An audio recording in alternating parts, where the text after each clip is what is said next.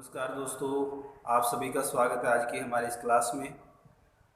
जैसे कि आप सबको विदित है, हम पढ़ रहे हैं एक क्षितिज का गद्य खंड और आज हम पढ़ने जा रहे हैं आपकी पाठ्य पुस्तक में निहित पाठ 13, जिसका शीर्षक है मानवीय करुणा की दिव्य चमक। इस पाठ के रचनाकार का नाम है सर्वेश्वर दयाल सक्सेना जी। सर्वेश्वर दयाल सक्सेना जी का जन्म सन 1927 में जिला बस्ती उत्तर प्रदेश में हुआ था। उनकी उच्च शिक्षा जो है वो इलाहाबाद में हुई। वे अध्यापक भी रहे, उन्होंने आकाशवाणी में भी काम किया, दीनमान के उप संपादक भी रहे और आकाशवाणी में वो सहायक प्रोड्यूसर के पद पर रहे। सन 1983 में उनका देहावसान हो गया, अर्थात उनका स्वर्गवास हो गया।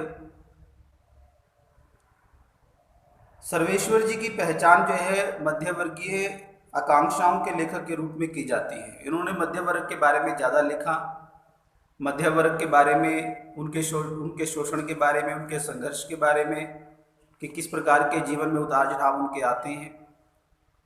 अपनी रचनाओं में उन्होंने उन्हीं को प्राथमिकता दी।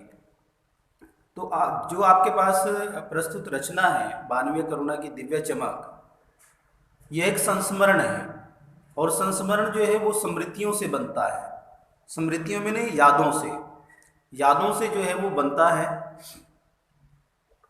और स्मृतियों की विश्वसनीयता महत्वपूर्ण जो है स्थान रखती है, विश्वसनीय होनी चाहिए।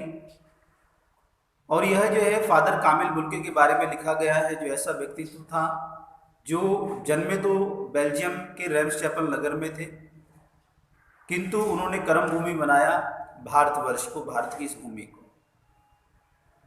फादर बुल्के एक सन्यासी थे, परंतु पारंपरिक अर्थ में नहीं थे। जिस प्रकार से एक सन्यासी होते हैं वैसा नहीं था। सर्वेश्वर का फादर बुल्के से अंतरंग संबंध था, उनके संपर्क में वो रहे और वही झलक जो हमें इसमें देखने को मिलती है। स्मृतियों के आधार पर वो लिख रही हैं। चलिए शुरू करते हैं आज का हमारा पाठ। फादर को जहरबाद से नहीं मरना चाहिए था। लेखक कहता है फादर बुल्के की जो मृत्यु हुई थी वो जहरबाद से हुई थी। जहरबाद जो है एक असाध्य फोड़ा होता है जो बड़ा भयानक होता है, जिसको हम एक किस्म से कह सकते हैं कि कैंसर हो जाता है, जिसको गैंग्रीन भी कहा जाता है। उस बीमारी से उनकी मृत्यु हुई और लेखक कहता है कि उनकी मृत्यु ऐसे नहीं होनी चाहिए थी। कारण क्या है कि जिसकी रगों में दूसरों के लिए मिठास भरे अमृत के अतिरिक्त और कुछ नहीं था, उसके लिए इस जहर का विधान क्यों? उसकी मृत्यु इस जहर से क्यों हुई? यह सवाल वो किस ईश्वर से पूछे? प्रभु की आस्था ही जिसका अस्तित्व था, वह देह की इस यातना की परीक्षा उम्र की आखिरी देरी पर क्यों दे? अर्थात उन्होंने जो उम्र का आखिरी पड़ाव था उसमें इस असहाय जो है बीमारी से उनकी मृत्यु हो गई। तो उनके व्यक्तित्व निकल कर सामने आता है। एक लंबी पादरी के सफ़ेद चोगे से ढकी आकृति सामने आती है, जिसका गोरा रंग था, सफ़ेद झाई मारती भूरे रंग की दाढ़ी थी, नीली आंखें थी और हमेशा वो जो है बाहों को खोल करके दूसरों को अपने गले से लगाने के लिए आतुर रहा करते थे। इतनी ममता, लेखक कहता है इतनी ममता, इतना अपनत्व जो है इस साधु में अपने हर एक प्रियजन के लिए जो है उमड़ता रहता था। लेखक बताता है कि मैं 35 साल का इसका साक्षी रहा हूँ। 35 साल से मैं उनके संपर्क में रहा, उनके सानिध्य में रहा, तब भी जब वो इलाहाबाद में रहा करते थे और तब भी जब वो दिल्ली रहते थे, ये दिल्ली आया करते थे। आज उन बाहों का दबाव, अर्थात जब लेखक उनको याद कर रहा है, उनकी स्मृति जो है उनकी दृष्टि पटल पर उभर करके आ रही है, तो लेखक बताता है कि मैं उन्हें याद करते हुए जो है उनकी बाहों का दबाव अपने सीने पर, अपनी छाती पर आज भी महसूस करता हूँ, अब भी महसूस कर रहा हूँ। फादर को याद करना, लेखक बताता है कि फादर को याद करना एक शांत और उदास संगीत को सुनने जैसा है। जिस प्रकार से हम किसी सैड सॉन्ग को सुनते हैं, उदास संगीत को सुनते हैं और हमारी प्रवृत्ति वैसी हो जाती है, हम उदास हो जाते हैं। हमारा मन उदास हो जाता है, उसी प्रकार से जब फादर बुल्के को लेखक याद करता है तो वह भी उदास हो जाता है। इसलिए उसने ये पंक्ति कही है। उनको देखना करुणा के निर्मल जल में स्नान करने जैसा था, उसमें गोते लगाने जैसा था। इतनी करुणा, इतनी दया का भाव उनके भीतर था। उनसे बात करना, लेखक कहता वो कर्म से कर्म के संकल्प से भर दिया करते थे, अर्थात जो है सकारात्मक विचारधारा के प्रवाहक थे, हमेशा कर्म करने की प्रेरणा दिया करते थे।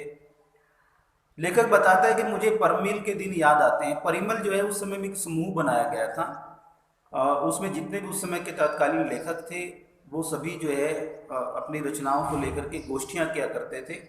तो लेखक उनको याद करते हुए, उस परिमल, उस समूह को याद करते हुए बताते हैं कि उस परिमल नामक जो परिवार था हमारा, उसमें हम पारिवारिक रिश्तों की तरह जो है आपस में रहते थे।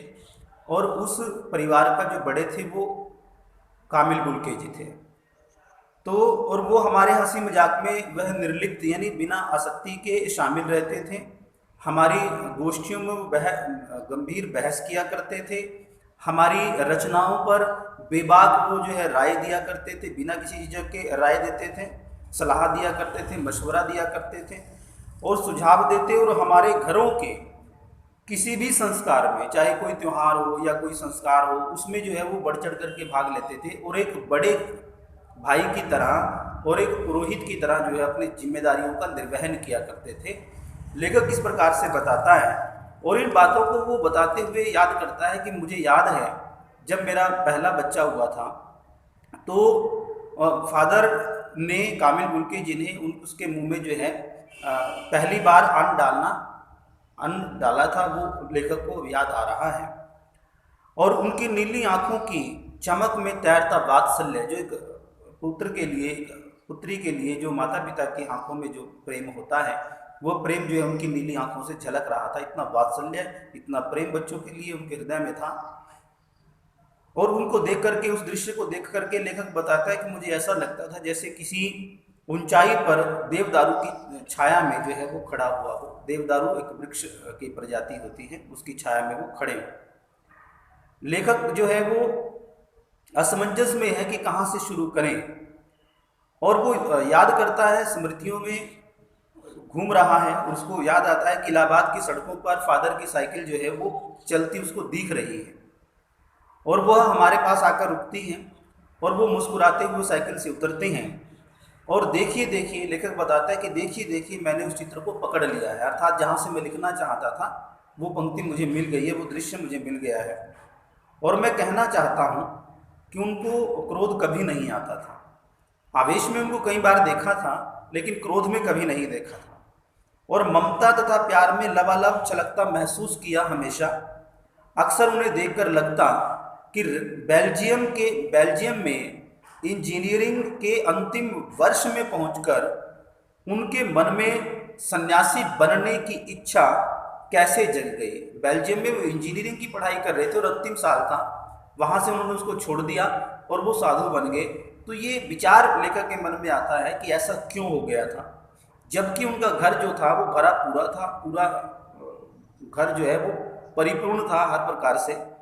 उनके 2 भाई थे, उनकी एक बहन थी, माता थे, पिताजी बिजनेसमैन थे, तो किसी प्रकार की कोई कमी नहीं थी। फिर भी ऐसा क्या हुआ कि वो जो है साधु बन गए। तो लेखक जो है याद करते हुए बताते हैं कि एक दो बार उनकी बात उनसे हुई तो प्रश्न करता है लेखक कि आपको अपने देश की याद आती है?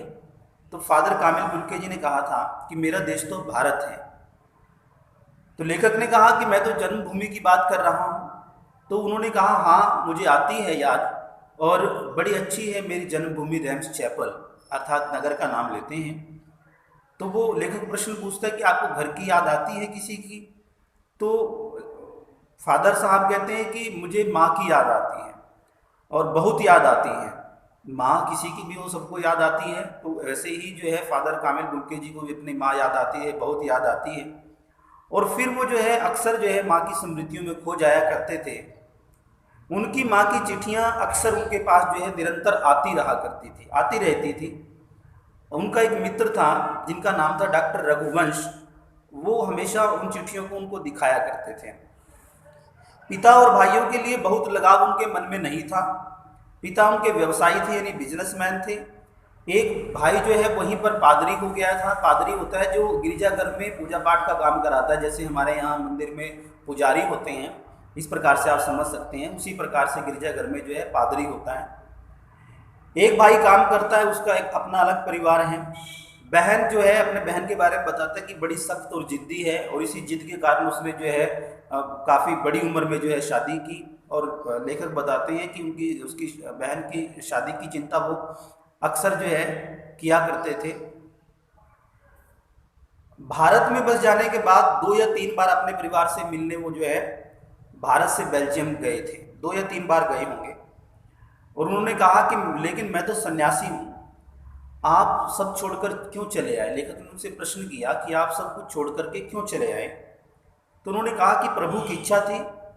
वह बालकों की सी सरलता से मुस्कुराकर कहते हैं कि एक बार क्या हुआ, माँ ने बचपन में ही घोषणा कर दी थी या घोषित कर दिया था कि लड़का हाथ से गया। और सचमुच इंजीनियरिंग के अंतिम वर्ष की पढ़ाई छोड़ फादर बुल के सन्यासी होने जब धर्म गुरु के पास गए और कहा कि मैं सन्यास लेना चाहता हूँ। उन्होंने अपनी इच्छा जाहिर की कि मैं सन्यास लेना चाहता हूँ, तथा एक शर्त रखी। वहाँ पर परंपरा है, सन्यास लेते समय जो सन्यास चाहने वाला व्यक्ति है वो अपनी शर्त रख सकता है और वो शर्त मानी जाती है। वहाँ पर ये परंपरा है। उसने शर्त रखी कि मैं सन्यास लेना चाहता हूँ, किंतु मेरी शर्त है कि मैं भारत जाऊँगा, मैं भारत में जो है रहूँगा।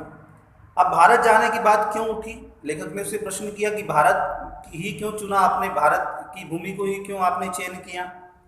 तो वो बताते हैं कि उनकी शर्त मान ली गई और यही नहीं जानता था मैं, और मुझे नहीं पता कि मेरे मुख से कैसे निकला, बस मेरे मन में आया कि भारत जाना है, मैंने ये बात बोल दी और मेरी ये शर्त जो है मान ली गई और वह भारत आ गए। पहले वो जो है सबसे पहले जीसेट संघ हुआ करता था, उसमें 2 साल तक वो पादरियों के बीच में रहे। वहाँ पर उन्होंने धर्माचार की पढ़ाई की, धर्म के बारे में सीखा। फिर वो 9 से 10 साल तक वो दार्जिलिंग में पढ़ते रहे और फिर वो कलकत्ता से बीए उन्होंने किया, फिर इलाहाबाद से उन्होंने एमए किया। उन दिनों डॉक्टर धीरेन्द्र वर्मा जो है हिंदी विभाग के अध्यक्ष हुआ करते थे। शोध प्रबंध प्रयाग विश्वविद्यालय के हिंदी विभाग में रहकर 1950 में उन्होंने पूरा किया।